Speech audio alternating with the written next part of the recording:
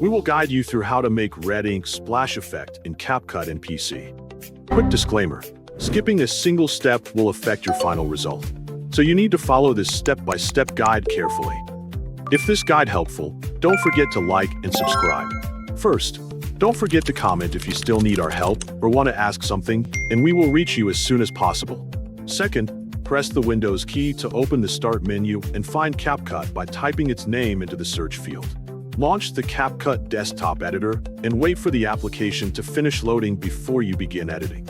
Create a new project or continue with an existing one, depending on whether you are starting a new edit or working on a previous project. Import the video you want to enhance and drag the video clip onto the timeline so it is ready for editing. Navigate to the Effects tab from the top toolbar to access the available visual effects.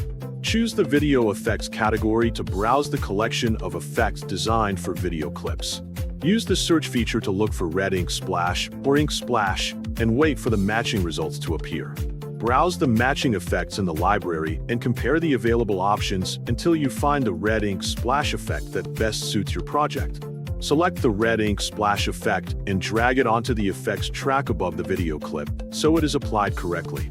Resize the effect layer on the timeline to control how long it remains visible during playback. Click the applied effect to reveal its adjustment options in the Properties panel. Modify the available settings. Experiment with the settings until the ink splash effect blends naturally with your footage without overpowering the scene. Play the edited section to preview the ink splash animation and carefully watch how the effect appears on the screen. Fine-tune the timing or effect settings until the animation looks natural and matches the pacing of your video.